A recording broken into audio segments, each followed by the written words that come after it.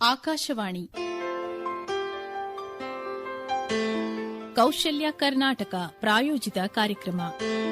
ಈ ಕಾರ್ಯಕ್ರಮದ ಪ್ರಾಯೋಜಕರು ಕೌಶಲ್ಯಾಭಿವೃದ್ಧಿ, ಉದ್ಯಮಶೀಲತೆ ಮತ್ತು ಜೀವನೋಪಾಯ ಇಲಾಖೆ, ಕರ್ನಾಟಕ ಸರ್ಕಾರ. ಕೇಳಿ ಪ್ರಾಯೋಜಿತ ಸರಣಿ ಕೌಶಲ್ಯ ಕರ್ನಾಟಕ. ಕೌಶಲ್ಯ ಕರ್ನಾಟಕ. ಶ್ರೋತೃಗಳೇ ನಮಸ್ಕಾರ. ಕೌಶಲ್ಯ ಕರ್ನಾಟಕ ಸರಣಿ ಕಾರ್ಯಕ್ರಮಕ್ಕೆ ಸ್ವಾಗತ. ಇವತ್ತು ನಮ್ಮ ಜೊತೆ ಇದ್ದಾರೆ ಕರ್ನಾಟಕ ಕೌಶಲ್ಯ ಅಭಿವೃದ್ಧಿ ನಿಗಮದ ಕಾರ್ಯನಿರ್ವಾಹಕ ನಿರ್ದೇಶಕರಾದಂತಹ ಕವಿತಾ ಎಸ್ ಗೌಡ ಅವರು. ನಿರ್ದೇಶಕರೇ ನಮಸ್ಕಾರ, ಕಾರ್ಯಕ್ರಮಕ್ಕೆ ಸ್ವಾಗತ. ನಮಸ್ತೆ ಮೇಡಮ್. ಏನಿದು IMCK, ಅಂತಾರಾಷ್ಟ್ರೀಯ ವಲಸೆ ಕೇಂದ್ರ ಅಂತ ಹೇಳ್ತೀರಾ? ಅಂತಾರಾಷ್ಟ್ರೀಯ ವಲಸೆ ಕೇಂದ್ರ ಅಂದ್ರೆ ನಮ್ಮ ದೇಶದಿಂದ ಬೇರೆ ದೇಶಕ್ಕೆ ಹೋಗೋದು. ಯಾರು ಹೋಗೋದು, ಯಾತಕ್ಕೆ ಹೋಗೋದು, ಏನು ಈ ಕೇಂದ್ರ, ಇದು ಸ್ವಲ್ಪ ವಿವರಿಸಿ ನಮಗೆ. IMCK ಅಂದ್ರೆ international migration centre for Karnataka ಅಂತ. ಸಾಮಾನ್ಯವಾಗಿ ಬಹಳಷ್ಟು ಜನಕ್ಕೆ ಹೊರದೇಶಕ್ಕೆ ಹೋಗಬೇಕು, ಹೊರದೇಶದಲ್ಲಿ ಕೆಲಸ ಮಾಡಬೇಕು, ಹೆಚ್ಚು ಹಣ ಗಳಿಸಬೇಕು, ಒಳ್ಳೆ ಜೀವನವನ್ನ ಕಟ್ಕೋಬೇಕು ಅನ್ನೋ ಆಸೆ ಇರುತ್ತೆ. ಅಂತಹ ನಮ್ಮ ಕರ್ನಾಟಕದ ಉದ್ಯೋಗ ಆಕಾಂಕ್ಷಿಗಳಿಗೆ ಸುಸ್ಥಿರವಾದಂತಹ ಅಂತಾರಾಷ್ಟ್ರೀಯ ಉದ್ಯೋಗಾವಕಾಶ ಮಾರ್ಗಗಳನ್ನ ರಚಿಸಿ ಅಂತಾರಾಷ್ಟ್ರೀಯ ವಲಸೆಯನ್ನ ಸುರಕ್ಷಿತವಾಗಿಸೋದರ ಜೊತೆಗೆ ಹಾಗೂ ಕ್ರಮಬದ್ಧವಾಗಿಸುವ ನಿಟ್ಟಿನಲ್ಲಿ ಕೌಶಲ್ಯಾಭಿವೃದ್ಧಿ, ಉದ್ಯಮಶೀಲತೆ ಮತ್ತು ಜೀವನೋಪಾಯ ಇಲಾಖೆ IMCK ಅನ್ನು ಅನುಷ್ಠಾನಗೊಳಿಸಿದೆ. ಇನ್ನು ಯಾವ ದೇಶದಲ್ಲೇ ಆದ್ರೂ ಕೆಲಸ ಮಾಡೋಕೆ ಜನ ಬೇಕೇ ಬೇಕು. India is a global skill hub ಅಂತ ಹೇಳಿದ್ರೆ ತಪ್ಪಾಗಲ್ಲ. And India is the youngest country with 60% of the population being youngsters. To a contrary, ಬಹಳಷ್ಟು ರಾಷ್ಟ್ರಗಳಲ್ಲಿ ಏಜಿಂಗ್ ಪಾಪ್ಯುಲೇಷನ್ ಹೆಚ್ಚಾಗ್ತಾ ಇದೆ. ಹಾಗಾಗಿ ಹೊರ ದೇಶಗಳಲ್ಲಿ ಎಲ್ಲಾ ಕ್ಷೇತ್ರಗಳಲ್ಲೂ ಬಹಳಷ್ಟು ಉದ್ಯೋಗಾವಕಾಶ ಇವೆ. ಇಂಥ ಅವಕಾಶಗಳನ್ನ ಟ್ಯಾಪ್ ಮಾಡಿಕೊಂಡು IMCK ಹೊರ ರಾಷ್ಟ್ರದ ಕಂಪನಿಗಳಲ್ಲಿ ಏನ್ ಬೇಡಿಕೆ ಇದೆ ಅಥವಾ ಫಾರಿನ್ ಎಂಪ್ಲಾಯರ್ಸ್ ಹಾಗೂ ನಮ್ಮ ರಾಜ್ಯದ ಉದ್ಯೋಗ ಆಕಾಂಕ್ಷಿಗಳಿಗೆ ಒಂದು ಸೇತುವೆಯಾಗಿ ಅಥವಾ ಬ್ರಿಡ್ಜ್ ಆಗಿ ಕಾರ್ಯನಿರ್ವಹಿಸುತ್ತಿದೆ ಅಂದ್ರೆ ತಪ್ಪಾಗ್ಲಾರ್ದು. ಅಂದ್ರೆ ಈಗ ನಮ್ಮಲ್ಲಿ ಕೆಲಸ ಹುಡುಕುವಂತಹ ಕೈಗಳಿದೆ, ಕೆಲಸ ಬೇಕಾಗಿರುವಂತಹ ಹೊರ ದೇಶಗಳಿದೆ. ಹೌದು, ಅಲ್ಲಿಗೆ ಕಳಿಸೋದಕ್ಕೆ ನೀವು ಒಂದು ಸೇತುವೆಯಾಗಿ ಕೆಲಸ ಮಾಡ್ತೀರಾ. ಸಪ್ಲೈ ಅಂಡ್ ಡಿಮಾಂಡ್ ಅಂತ ಹೇಳ್ಬೋದು. There is lot of demand with foreign employees. ಹೊರ ದೇಶಗಳಲ್ಲಿ ಬಹಳಷ್ಟು ಡಿಮಾಂಡ್ ಇದೆ ಬೇರೆ ಬೇರೆ ಕ್ಷೇತ್ರಗಳಲ್ಲಿ. ಹಾಗಾಗಿ ಸಪ್ಲೈ ಕೂಡ ಇದೆ. ಅಂದ್ರೆ ಕೆಲಸ ಹುಡುಕ್ತಿರುವಂತಹ ಉದ್ಯೋಗಾಕಾಂಕ್ಷಿಗಳು ನಮ್ಮಲ್ಲಿ ಇದ್ದಾರೆ.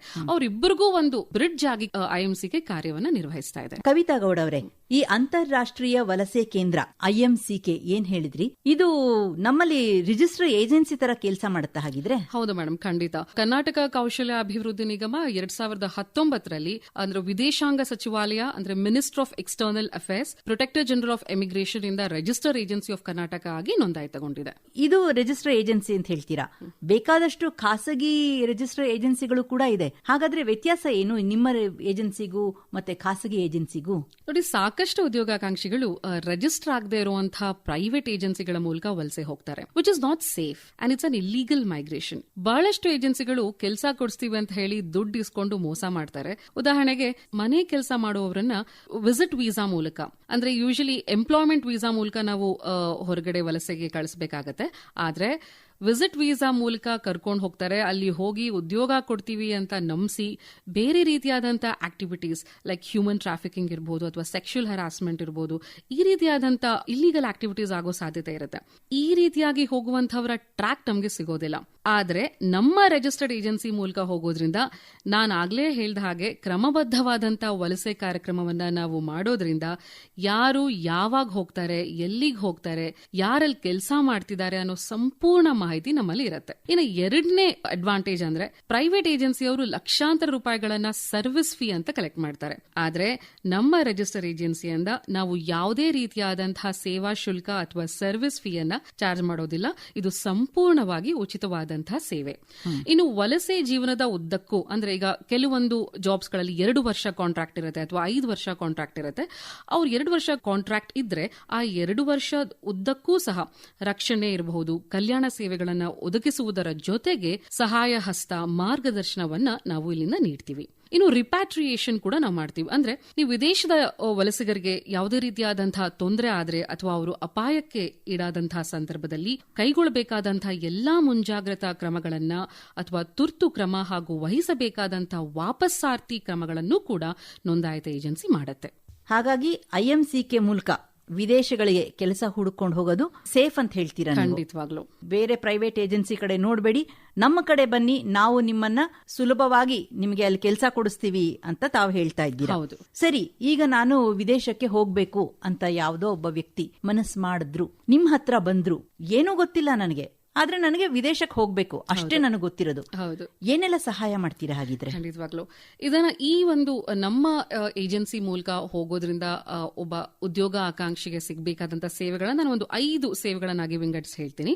ಮೊದಲನೇದಾಗಿ ಪ್ರೀ ಡಿಸಿಷನ್ ಅಂತ ಕರಿತೀವಿ, ಅಂದ್ರೆ ಪೂರ್ವ ನಿರ್ಧಾರ. ಈಗ ಸಾಮಾನ್ಯವಾಗಿ ನಾವು ಹೊರದೇಶಕ್ಕೆ ಹೋಗ್ಬೇಕಾದ್ರೆ ಬಹಳಷ್ಟು ಗೊಂದಲ ಇರತ್ತೆ ಹಾಗೂ ಹೆದರಿಕೆ ಇರತ್ತೆ. ಇದನ್ನ ಹೋಗ್ಲಾಡಿಸ್ಲಿಕ್ಕೆ ಯಾವ್ದಾದ್ರೂ ಬೇಡಿಕೆ ಇರುವಂತಹ ಕೆಲಸ ಮ್ಯಾಚ್ ಆಗಿದ್ರೆ ಅಂತವರಿಗೆ ಸಂಪೂರ್ಣ ಮಾಹಿತಿಯನ್ನ ನೀಡಿ ಕೌನ್ಸಿಲಿಂಗ್ ಮಾಡುವಂತ ಒಂದು ಹಂತ. ಇಲ್ಲಿ ಆ ಉದ್ಯೋಗದ ಮಾಹಿತಿ, ಸಂಬಳ ಎಷ್ಟು ಕೊಡ್ತಾರೆ, ಯಾವ್ಯಾವ ರೀತಿಯಾದಂತಹ ಫೆಸಿಲಿಟೀಸ್ ಆ ಉದ್ಯೋಗದಾತರು ಕೊಡ್ತಾರೆ, ಯಾರ್ಯಾರು ಹೋಗಬಹುದು, ಎಲಿಜಿಬಿಲಿಟಿ ಕ್ರೈಟೀರಿಯಾ ಏನು, ಯಾವೆಲ್ಲಾ ಸಹಕಾರಗಳು ಅವರಿಗೆ ಸಿಗತ್ತೆ, ಈ ರೀತಿಯಾದಂತಹ ಎಲ್ಲಾ ಮಾಹಿತಿಯನ್ನ ಅವರಿಗೆ ಹೇಳಿ ಅವರು ನಿರ್ಧಾರ ಮಾಡೋದಕ್ಕೆ ಸಹಕಾರ ಮಾಡುವಂತ ಒಂದು ಹಂತ. ಸಮಾಲೋಚನೆ ತರ ಮಾಡ್ತೀರಾ? ಖಂಡಿತ. ಒಂದು ಕೌನ್ಸಿಲಿಂಗ್. ಅವ್ರು ಏನ್ ಕೆಲಸ ಮಾಡೋದಕ್ಕೆ ಇಷ್ಟಪಡ್ತಾರೆ, ಏನ್ ಕೆಲಸ ಮಾಡಬಲ್ಲರು, ಹೌದು, ಮತ್ತೆ ಅಲ್ಲಿ ಎಷ್ಟು ಸಂಬಳ ಸಿಗುತ್ತೆ, ಎಲ್ಲವನ್ನು ಒಂದು ಸಮಾಲೋಚನೆ ಮೂಲಕ ಮೊದಲನೇ ಹಂತದಲ್ಲಿ ಹೇಳ್ತೀರಾ. ಹೌದು. ಇನ್ನು ಎರಡನೇ ಹಂತ, ಈಗ ಅವರು ಈ ಎಲ್ಲಾ ಸಮಾಲೋಚನೆ ನಂತರ ನಾನು ಹೋಗ್ತೀನಿ ಅಂತ ನಿರ್ಧಾರ ಮಾಡಿದ್ರೆ ಈಗ ನೆಕ್ಸ್ಟ್ ಇಂಟರ್ವ್ಯೂ ಹಂತ. ಸೊ ಅವರು ಎಲಿಜಿಬಿಲಿಟಿ ಕ್ರೈಟೀರಿಯಾ ಏನು ಎಂಪ್ಲಾಯರ್ ಕೊಟ್ಟಿರ್ತಾರೆ ಅದು ಮ್ಯಾಚ್ ಆದ್ರೆ ಒಂದು ಇಂಟರ್ವ್ಯೂ ಫೆಸಿಲಿಟೇಷನ್ ಮಾಡ್ತೀವಿ. ಬಹಳಷ್ಟು ಸಂದರ್ಭಗಳಲ್ಲಿ ಆ ಎಂಪ್ಲಾಯರೇ ಇಲ್ಲಿಗೆ ನಮ್ಮ ಬ್ಯಾಂಗ್ಳೂರಿಗೆ ಬಂದು ಅಥವಾ ನಮ್ಮ ಹೆಡ್ ಆಫೀಸಿಗೆ ಬಂದು ಇಂಟರ್ವ್ಯೂ ಮಾಡ್ತಾರೆ, ಅಥವಾ ವರ್ಚುವಲ್ ಮೋಡಲ್ ಆನ್ಲೈನ್ ಮೂಲಕ ಕೂಡ ಒಂದು ವಿಡಿಯೋ ಇಂಟರ್ವ್ಯೂ ಕೂಡ ನಡೆಯುತ್ತೆ. ಸೊ ಇಂಟರ್ವ್ಯೂ ಫೆಸಿಲಿಟೇಷನ್ ಮಾಡ್ತೀವಿ. ನಂತರ ಒಂದು ಸೆಲೆಕ್ಟ್ ಆದ್ರೆ ಡಾಕ್ಯುಮೆಂಟೇಶನ್ ಸಪೋರ್ಟ್ ಇರುತ್ತೆ. ಬಹಳಷ್ಟು ಡಾಕ್ಯುಮೆಂಟ್ಸ್ ಗಳನ್ನ ಆ ಒಂದು ಅಭ್ಯರ್ಥಿ ಕೊಡಬೇಕಾಗತ್ತೆ. ಉದಾಹರಣೆಗೆ ಪೊಲೀಸ್ ವೆರಿಫಿಕೇಶನ್ ಸರ್ಟಿಫಿಕೇಟ್ ಕೊಡುವಂತದ್ದು, ಇನ್ಶೂರೆನ್ಸ್ ಮಾಡಿಸಬೇಕಾಗತ್ತೆ. ಹೋಗ್ಲಿಕ್ಕಿಂತ ಮುಂಚೆ ಬಹಳಷ್ಟು ಹೆಲ್ತ್ ಚೆಕ್ಅಪ್ ಗಳನ್ನ ಮಾಡಿ ಆ ಟೆಸ್ಟ್ ರಿಪೋರ್ಟ್ಸ್ ಗಳನ್ನ ಸಬ್ಮಿಟ್ ಮಾಡಬೇಕಾಗತ್ತೆ. ಬಹಳಷ್ಟು ಜನದ ಹತ್ರ ಪಾಸ್ಪೋರ್ಟ್ ಇರೋದಿಲ್ಲ. ಹೌದು, ಅಂತವರಿಗೆ ಪಾಸ್ಪೋರ್ಟ್ ಮಾಡೋದಕ್ಕೂ ನೀವು ಸಹಾಯ ಮಾಡ್ತೀರಾ? ಖಂಡಿತ. ಪಾಸ್ಪೋರ್ಟ್ ಕೂಡ ಮಾಡಿಸ್ಕೊಡ್ತೀವಿ. ಮತ್ತೆ ವೀಸಾ ಅಂದ್ರೆ ಏನು ಎಂಪ್ಲಾಯರ್ ವೀಸಾ ಏನಿದೆ ಅದನ್ನು ಕೂಡ ನಾವೇ ಮಾಡಿಸ್ಕೊಡ್ತೀವಿ. ಮತ್ತೆ ಎಮಿಗ್ರೇಷನ್ ಕ್ಲಿಯರೆನ್ಸ್ ಮಾಡೋದು ಬಹಳ ಮುಖ್ಯ. ಅದು ನಮ್ಮ ಏಜೆನ್ಸಿ ಮೂಲಕನೇ ನಾವು ಮಾಡ್ತೀವಿ. ಮತ್ತೆ ಒಬ್ಬ ಉದ್ಯೋಗ ಸಿಕ್ಕಿದೆ ಅಂದ್ರೆ ಒಂದು ಎಂಪ್ಲಾಯ್ಮೆಂಟ್ ಕಾಂಟ್ರಾಕ್ಟ್ ಅಂತ ಆ ಉದ್ಯೋಗದಾತರು ಕೊಡ್ತಾರೆ. ಸೊ ಅದನ್ನು ಕೂಡ ಬಹಳ ಪಾರದರ್ಶಕವಾಗಿ ಆ ಕಾಂಟ್ರಾಕ್ಟ್ ಅನ್ನ ನಾವು ಮಾಡಿಸಿ ಇವರಿಗೆ ಉದ್ಯೋಗಾಂಕ್ಷಿಗಳಿಗೆ ಕೊಡ್ತೀವಿ. ಇದು ಎರಡನೇ ಹಂತ.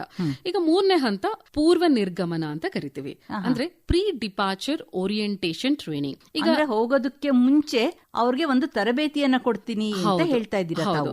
ಈಗ ಸೆಲೆಕ್ಟ್ ಆದ ನಂತರ ಈ ಹಂತದಲ್ಲಿ ಏನ್ ಮಾಡ್ತೀವಿ, ಒಂದು ಪ್ರೀ ಡಿಪಾರ್ಚರ್ ಓರಿಯೆಂಟೇಷನ್ ಅಂತ 1 ದಿನದ ಟ್ರೈನಿಂಗ್ ಅನ್ನ ಮಾಡ್ತೀವಿ. ಒಂದೇ ದಿನ? ಹೌದು.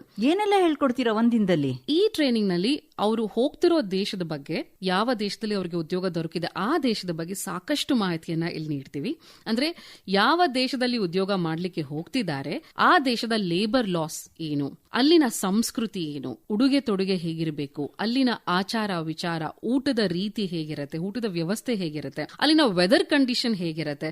ಉದಾಹರಣೆಗೆ ನಾವು ದುಬೈ ಅಂತ ಕಂಟ್ರೀಸ್ ಗಳಿಗೆ ಹೋದಾಗ 40ರಿಂದ 50 ಡಿಗ್ರಿ ಅಷ್ಟು ಅಲ್ಲಿ ಟೆಂಪರೇಚರ್ ಇರುತ್ತೆ, ಅಥವಾ ಕೆಲವು ದೇಶಗಳಲ್ಲಿ ಬಹಳ ಚಳಿ ಇರುತ್ತೆ. ಹಾಗಾಗಿ ಅವರು ಯಾವ ರೀತಿಯಾದಂತಹ ತಯಾರಿಗಳನ್ನ ಮಾಡ್ಕೊಳ್ಬೇಕು, ಅಲ್ಲಿ ಕೆಲಸ ಮಾಡುವಂತಹ ಉದ್ಯೋಗದಾತರಿಂದ ಎಂಪ್ಲಾಯರ್ಸ್ ಇಂದ ಏನಾದ್ರೂ ತೊಂದರೆ ಅನುಭವಿಸಿದ್ರೆ, ಆ ದೇಶದಲ್ಲಿ ಬೇರೆ ಯಾವ್ದಾದ್ರೂ ಕಾನೂನಾತ್ಮಕವಾದಂತಹ ತೊಂದರೆಯನ್ನ ಅನುಭವಿಸಿದ್ರೆ ಏನ್ ಮಾಡಬೇಕು, ಆ ದೇಶದಲ್ಲಿ ಯಾರನ್ನ ಸಂಪರ್ಕಿಸಬೇಕು, ಎಂಬಸಿ ಅಥವಾ ಅಲ್ಲಿನ ಕಾನ್ಸುಲೇಟ್ಗೆ ಹೇಗೆ ನಾವು ಸಂಪರ್ಕಿಸಬೇಕು, ಎಮರ್ಜೆನ್ಸಿ ಸಮಯದಲ್ಲಿ ನಮ್ಮ ಸಂಸ್ಥೆಯನ್ನ ಹೇಗೆ ಸಂಪರ್ಕಿಸಬಹುದು, ಅಥವಾ ಅವರ ಕುಟುಂಬದವರನ್ನ ಹೇಗೆ ರೀಚ್ ಆಗಬೇಕು. ಮತ್ತೆ ಒಂದು ಮದದ್ ಅಂತ ಒಂದು ಪೋರ್ಟಲ್ ಇದೆ.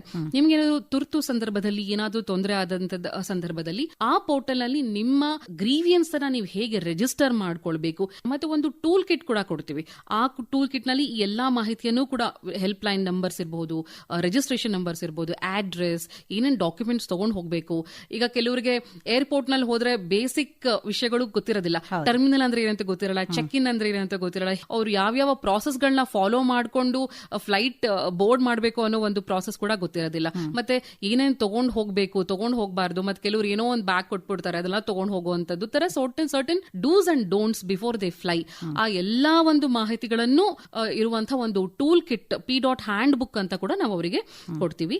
ಈ ಎಲ್ಲಾ ವಿಷಯಗಳನ್ನ ಪಾರದರ್ಶಕವಾಗಿ ಅವರಿಗೆ ತಿಳಿಸ್ತಾ ಧೈರ್ಯ ತುಂಬುವಂತಹ ಕೆಲಸವನ್ನ ನಾವು ವಿದೇಶಕ್ಕೆ ಪ್ರಯಾಣ ಮಾಡುವ ಮುಂಚೆ ಮಾಡುವಂತ ಒಂದು ಕಾರ್ಯ. ನೀವು ಹೇಳಿದ್ದೆಲ್ಲ ಬಹಳ ಚೆನ್ನಾಗಿದೆ ಕವಿತಾ ಗೌಡ ಅವರೇ. ಇಷ್ಟೊಂದು ವಿಷಯವನ್ನ ಒಂದೇ ದಿನದ ತರಬೇತಿಯಲ್ಲಿ ಹೇಳ್ಕೊಡ್ತೀನಿ ಅಂತೀರಲ್ಲ, ಮೊದಲೇ ಹೋಗುವಂತಹ ಒಂದು ಆತಂಕ ಇರುತ್ತೆ ಆ ವ್ಯಕ್ತಿಗೆ. ಏನೂ ಗೊತ್ತಿಲ್ಲದೆ ಇರುವಂತಹ ವ್ಯಕ್ತಿಗೆ 1 ದಿನದ ತರಬೇತಿ ಸಾಕಾ? 1-2-3 ದಿನ ಅದನ್ನ ಜಾಸ್ತಿ ಮಾಡಬಾರ್ದಾ? ಯೂಶಲಿ ಈ ಒಂದು ಸಂಪೂರ್ಣ ಟಾಪಿಕ್ ನ ನಮ್ ಕವರ್ ಮಾಡ್ಲಿಕ್ಕೆ ಒಂದು ದಿನ ಸಾಕಾಗುತ್ತೆ ಮೇಡಮ್. ಯಾಕಂದ್ರೆ ಬೇರೆ ಬೇರೆ ರಾಜ್ಯಗಳಿಂದ ಕೂಡ ಬಂದು ಈ ಟ್ರೈನಿಂಗ್ ನ ಅಟೆಂಡ್ ಮಾಡ್ತಾರೆ. ಹಾಗೆ ಬಹಳ ಮುಖ್ಯವಾದ ಪ್ರಶ್ನೆ ಕೇಳಿದ್ರಿ ನೀವು. ಈಗ ಒಂದಿನಲ್ಲಿ ಹೇಳ್ಕೊಟ್ಟಿದ್ದು ಅವ್ರಿಗೆಲ್ಲ ನೆನಪಿರೋದಿಲ್ಲ. ಹಾಗಾಗಿ ನಾವೇನ್ ಮಾಡಿದೀವಿ, ಒಂದು ಈ P.DOT ಟ್ರೈನಿಂಗ್ ಒಂದು 12 ಮಾಡ್ಯೂಲ್ಸ್ ಅಥವಾ 12 ಚಾಪ್ಟರ್ಸ್ ಗಳಿರುತ್ತೆ.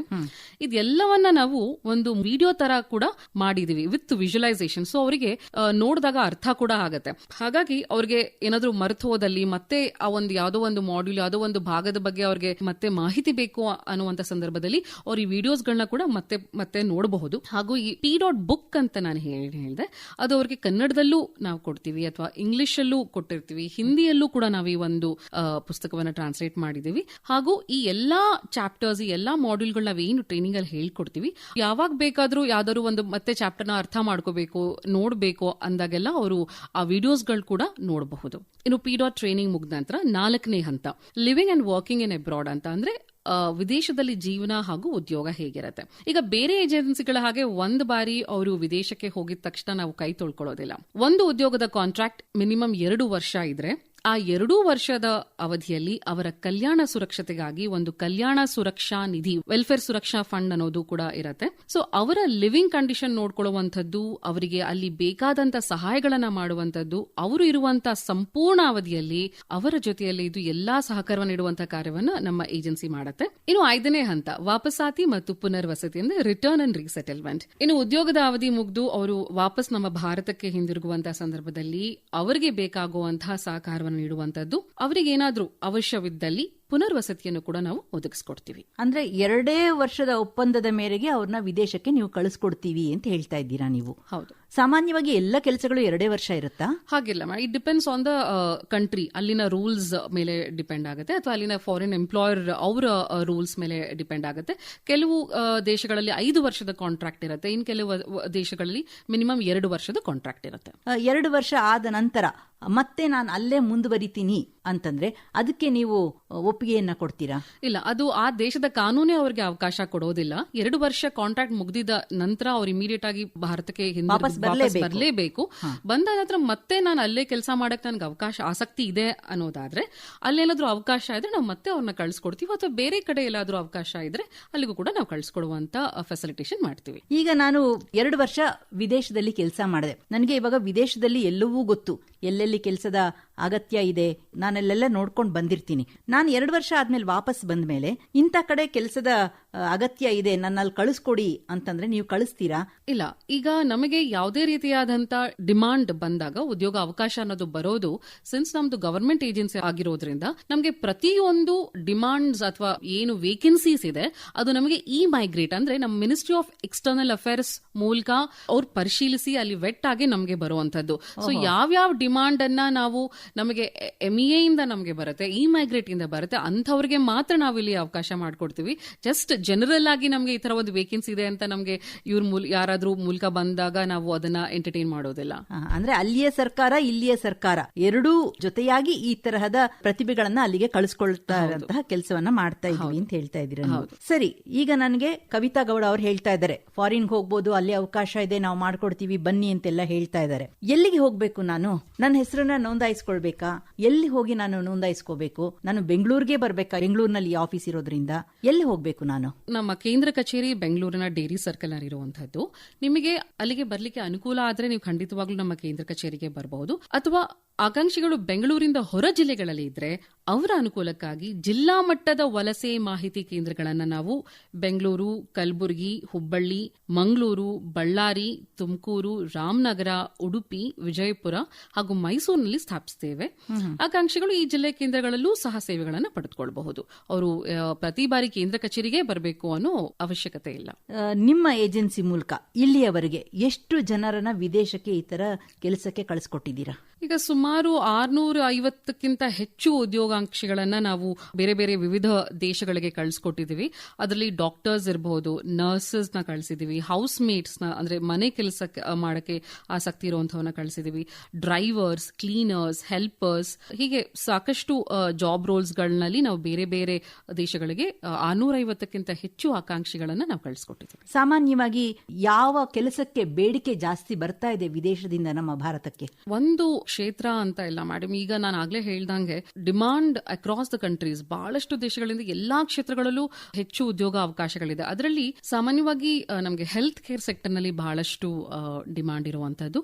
ಅದು ನರ್ಸಸ್ ಇರಬಹುದು ಅಥವಾ doctors and geriatric health care, ಅಂದ್ರೆ ವಯಸ್ಸಾಗಿರುವಂತಹವ್ರನ್ನ ನೋಡ್ಕೊಳ್ಳೋದಕ್ಕೆ ಕೇರ್ ಟೇಕರ್ಸ್ಗೆ ಬಹಳಷ್ಟು ಡಿಮಾಂಡ್ ಇರುವಂತದ್ದು. ಈಗ ಪ್ರಸ್ತುತವಾಗಿ ನಾವು ಕುವೈತ್ಗೆ ಡಾಕ್ಟರ್ಸ್ ನ ರೆಕ್ರೂಟ್ ಮಾಡ್ತಾ ಇದೀವಿ. UK, ಇಟಾಲಿ, ಜರ್ಮನಿಗೆ ನರ್ಸಸ್ ನ ಡಿಮಾಂಡ್ಸ್ ಬಹಳ ಹೆಚ್ಚಿದೆ.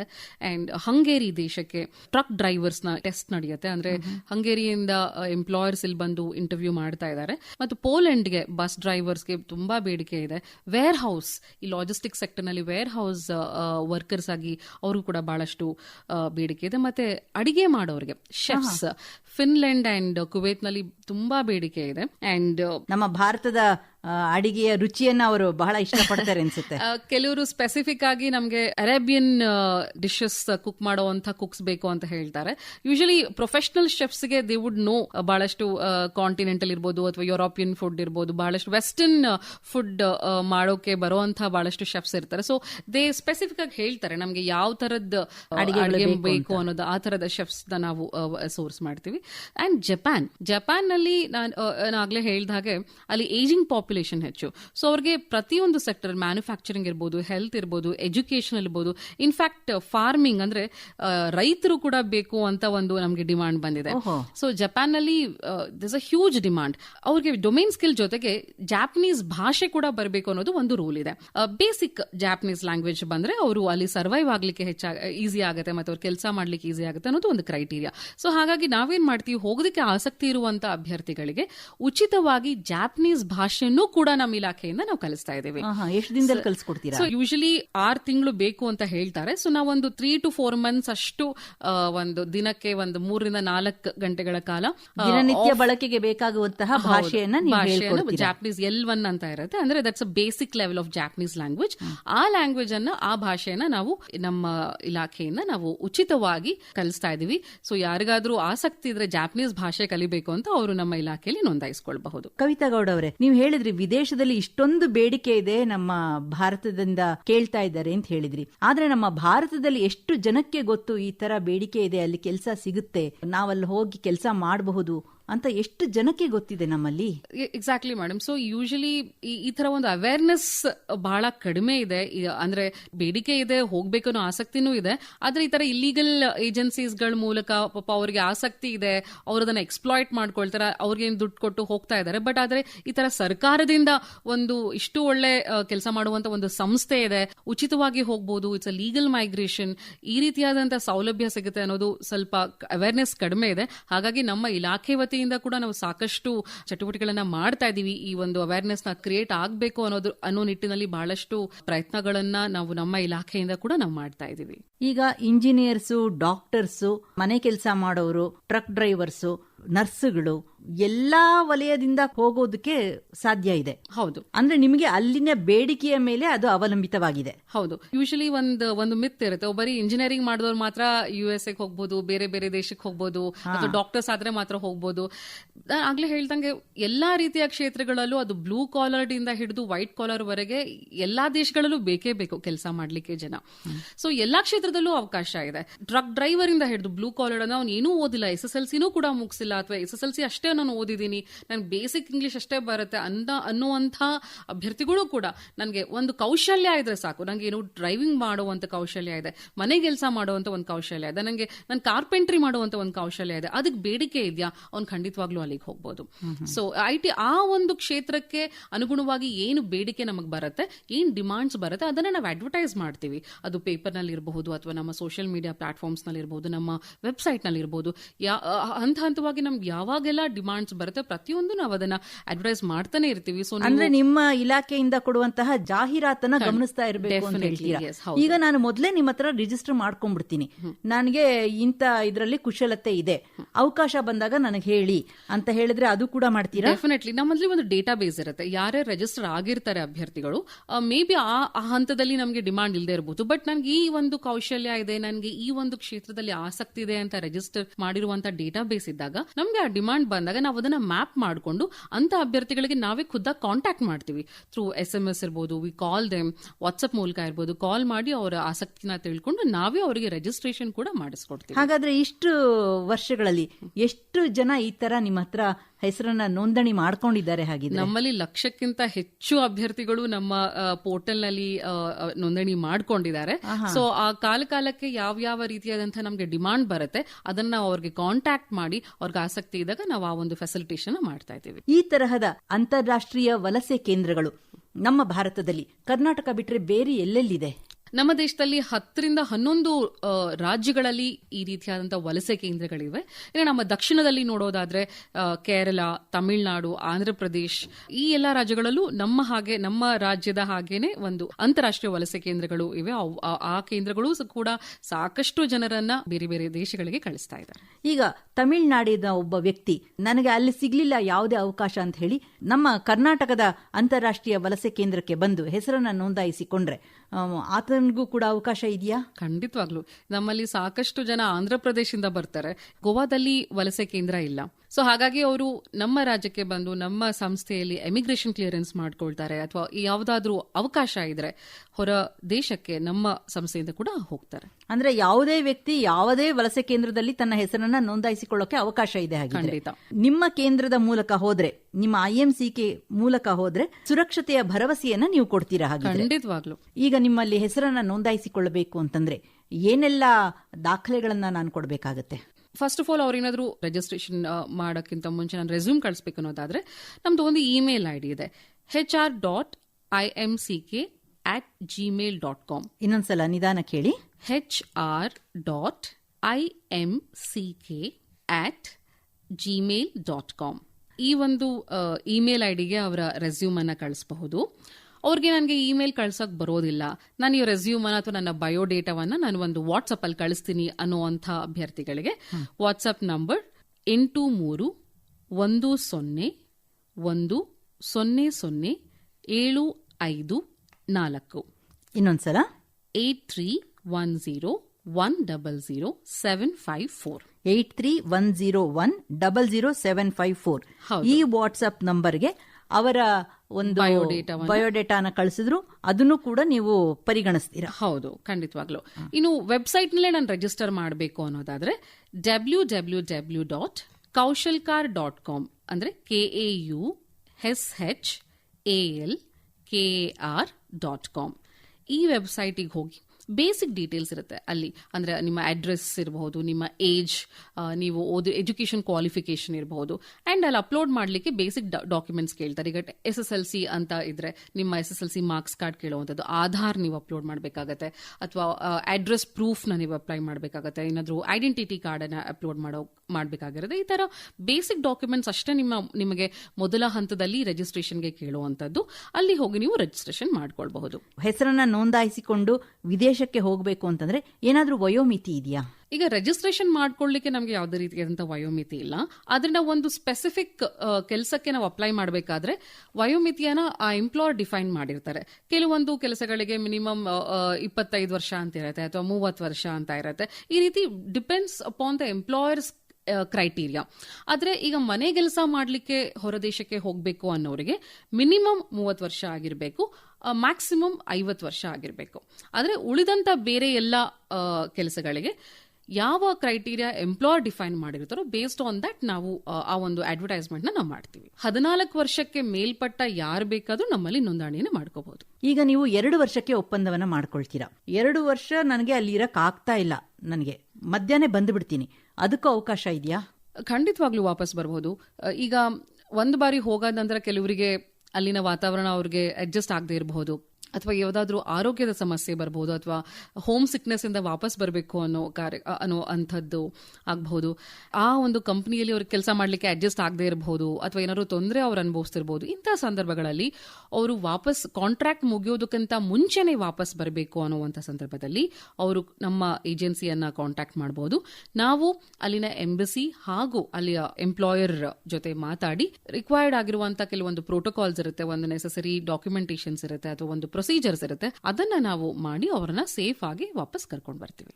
ನಿಮ್ಮ ಅಂತಾರಾಷ್ಟ್ರೀಯ ವಲಸೆ ಕೇಂದ್ರದಿಂದ ವಿದೇಶಕ್ಕೆ ಕಳಿಸಿದಂತಹ ಒಬ್ಬ ವ್ಯಕ್ತಿ ನನಗೆ ಈ ಕಂಪನಿ ಇಷ್ಟ ಆಗ್ತಾ ಇಲ್ಲ, ಬೇರೆ ಇನ್ನೊಂದು ಕಂಪನಿ ಅಲ್ಲಿ ಚೆನ್ನಾಗಿದೆ, ನಾನು ಅಲ್ಲಿಗೆ ಬದಲಾಯಿಸ್ಕೊಳ್ತೀನಿ ಅಂತಂದ್ರೆ ಅವಕಾಶ ಇದೆಯಾ? ಖಂಡಿತ ಅವಕಾಶ ಇಲ್ಲ ಅವರಿಗೆ. ಯಾಕಂದ್ರೆ ಇಲ್ಲಿಂದ ಒಬ್ಬ ಅಭ್ಯರ್ಥಿ ಒಂದು ದೇಶಕ್ಕೆ ಹೋದಾಗ ಆ ಒಂದು ಸ್ಪೆಸಿಫಿಕ್ ಕಂಪನಿಗೆ ಅಂತ ಹೋಗಿರ್ತಾನೆ. ಹಾಗಾಗಿ ನಾವು ಎಂಪ್ಲಾಯ್ಮೆಂಟ್ ವೀಸಾ ಕೊಟ್ಟಿರ್ತೀವಿ. ಕಾರಣಾಂತರಗಳಿಂದ ಅವ್ರು ಯಾವ್ದಾದ್ರು ಒಂದು ಕಂಪನಿಯಿಂದ ಇನ್ನೊಂದು ಕಂಪನಿಗೆ ಅದೇ ದೇಶದಲ್ಲಿ ಹೋಗ್ಬೇಕಾಗಿರುವಂತಹ ಸಂದರ್ಭ ಬಂದಾಗ್ಲೂ ಸಹ ಅವರು ಮನಸೋ ಇಚ್ಛೆ ಹೋಗೋಕೆ ಸಾಧ್ಯನೇ ಇಲ್ಲ.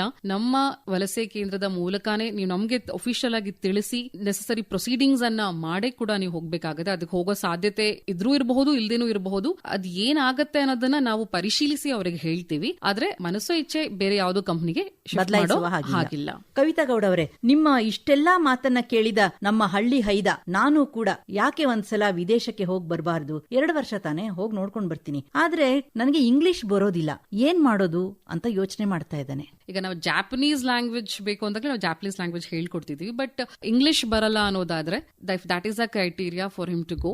ಆ ಒಂದು ಭಾಷೆಯ ತರಬೇತಿಯನ್ನು ಕೂಡ ನಾವು ಉಚಿತವಾಗಿ ನೀಡ್ತೀವಿ. ಈಗಾಗಲೇ KSDC ವತಿಯಿಂದ ಬಹಳಷ್ಟು ಕಡೆ ನಾವು ಇಂಗ್ಲಿಷ್ ಲ್ಯಾಂಗ್ವೇಜ್ ಲ್ಯಾಬ್ಸ್ ಅಂತ ನಾವು ಸೆಟಪ್ ಮಾಡಿದೀವಿ. ಸೊ ಅಲ್ಲೂ ಕೂಡ ನಾವು ಅವರಿಗೆ ಇಂಗ್ಲಿಷ್ ಲ್ಯಾಂಗ್ವೇಜ್ ನ ಕಲೀಲಿಕ್ಕೆ ತರಬೇತಿಯನ್ನ ಉಚಿತವಾಗಿ ಪಡ್ಕೊಳ್ಳಿಕ್ಕೆ ನಾವು ಫೆಸಿಲಿಟೇಟ್ ಮಾಡ್ಕೊಡ್ತೀವಿ. 2 ವರ್ಷ ಆದ್ಮೇಲೆ ಇಲ್ಲಿ ಬಂದು ಏನ್ ಮಾಡ್ತಾನೆ ಆ ವ್ಯಕ್ತಿ? ಆತನಿಗೆ ಏನಾದ್ರೂ ಒಂದು ಕೆಲಸವನ್ನ ನೀವು ಇಲ್ಲಿ ಕೊಡಿಸ್ತೀರಾ? ಇಂಟರ್ನ್ಯಾಷನಲ್ ಮೈಗ್ರೇಷನ್ ಸೆಂಟರ್ ಇದು ಒಂದು ನಮ್ಮ KSDC ಒಂದು ಭಾಗ. ಈಗ ವಾಪಸ್ ಬಂದ ನಂತರ ಅವರು ಮತ್ತೆ ಬೇರೆ ದೇಶಕ್ಕೆ ಹೋಗ್ತೀನಿ ಅಂತ ಹೇಳೋದಾದ್ರೆ ಕಾಂಟ್ರಾಕ್ಟ್ ಮುಗ್ದ ನಂತರ ಅವಕಾಶಗಳಿದ್ರೆ ನಾವು ಬೇರೆ ದೇಶಕ್ಕೆ ಕಳಿಸ್ಕೊಡ್ತೀವಿ.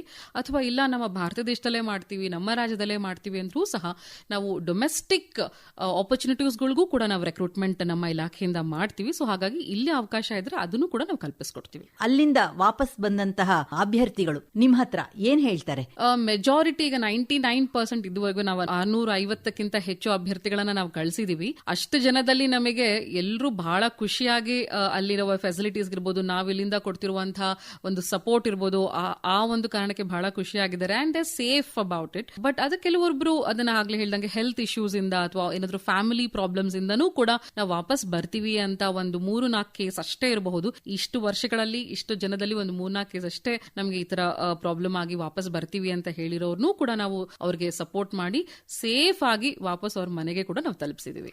ರೈತರಿಗೂ ಕೂಡ ಸಾಕಷ್ಟು ಬೇಡಿಕೆ ಇದೆ ಅಂತ ಹೇಳಿದ್ರಿ. ಖಂಡಿತ. ರೈತರು ಯಾರಾದ್ರೂ ನಿಮ್ಮಲ್ಲಿ ನೋಂದಣಿ ಮಾಡ್ಕೊಂಡಿದ್ದಾರೆ ಹೆಸರನ್ನ? ಆಸ್ ಆಫ್ ನಾವು ಇನ್ನೂ ಯಾರು ಇಲ್ಲ. ಬಿಕಾಸ್ ನಾವು ಅದು ಜಪಾನ್ ನಲ್ಲಿ ನಮಗೆ ಆ ಒಂದು ಅವಕಾಶ ಇದೆ ಅಂತ ನಮ್ಗೆ ಈಗ ಡಿಮಾಂಡ್ ಬಂದಿದೆ.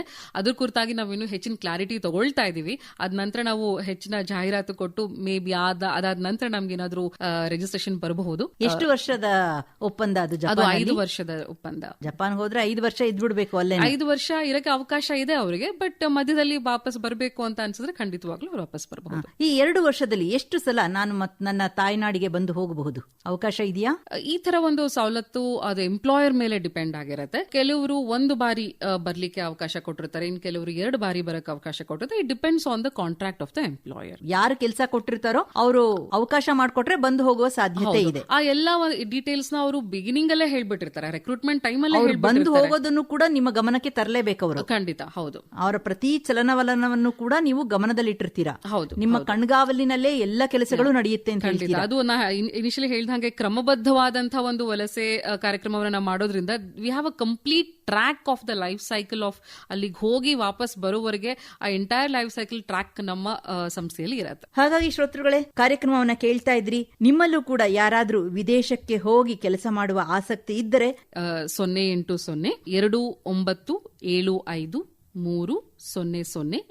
29753007 ಹೌದು. ಈ ನಂಬರ್ಗೆ ಕರೆ ಮಾಡಿದ್ರೆ ಯಾವ ರೀತಿ ಅಂತಾರಾಷ್ಟ್ರೀಯ ವಲಸೆ ಬೇರೆ ದೇಶಕ್ಕೆ ಹೋಗಿ ಕೆಲಸ ಮಾಡುವಂತಹ ಸಾಧ್ಯತೆಗಳಿದೆ, ಸಂಪೂರ್ಣವಾದ ಸುರಕ್ಷತೆಯೊಂದಿಗೆ ಹೋಗಿ ಬರುವಂತಹ ಒಂದು ಸಾಧ್ಯತೆಯನ್ನ ನಮ್ಮ ಕರ್ನಾಟಕ ಕೌಶಲ್ಯ ಅಭಿವೃದ್ಧಿ ನಿಗಮ ಮಾಡ್ತಾ ಇದೆ. ಆಸಕ್ತರು ಇದರ ಕಡೆ ಗಮನ ಹರಿಸಬಹುದು. ಸಾಕಷ್ಟು ಮಾಹಿತಿಯನ್ನ ಮಾಡಿಕೊಟ್ಟಿದ್ದೀರಾ ಕವಿತಾ ಗೌಡ ಅವರೇ. ಈ ಕಾರ್ಯಕ್ರಮದ ನಂತರ ಎಷ್ಟೆಲ್ಲಾ ಜನ ನಿಮ್ಮ ಹತ್ರ ನೋಡ್ತಾರೆ, ನಾವು ಅದನ್ನ ಗಮನಿಸ್ತಾ ಇರ್ತೀವಿ. ಮತ್ತೆ ಭೇಟಿಯಾಗೋಣ. ನಮಸ್ಕಾರ. ನಮಸ್ಕಾರ. ಕೌಶಲ್ಯ ಕರ್ನಾಟಕ ಸರಣಿಯಲ್ಲಿ ಇದುವರೆಗೆ ಕರ್ನಾಟಕ ಕೌಶಲ್ಯ ಅಭಿವೃದ್ಧಿ ನಿಗಮದ ಕಾರ್ಯನಿರ್ವಾಹಕ ನಿರ್ದೇಶಕರಾದ ಕವಿತಾ ಎಸ್ ಗೌಡ ಅವರೊಂದಿಗಿನ ಸಂದರ್ಶನ ಕೇಳಿದಿರಿ. ಇವರೊಂದಿಗೆ ಎಂಎಸ್ ಅನುಪಮಾ. ಈ ಕಾರ್ಯಕ್ರಮದ ಪ್ರಾಯೋಜಕರು ಕೌಶಲ್ಯಾಭಿವೃದ್ಧಿ, ಉದ್ಯಮಶೀಲತೆ ಮತ್ತು ಜೀವನೋಪಾಯ ಇಲಾಖೆ, ಕರ್ನಾಟಕ ಸರ್ಕಾರ. ರಾಜ್ಯವ್ಯಾಪಿ ಪ್ರಸಾರವಾದ ಈ ಕಾರ್ಯಕ್ರಮ ಆಕಾಶವಾಣಿ ಬೆಂಗಳೂರು ಕೇಂದ್ರದ ಕೊಡುಗೆ.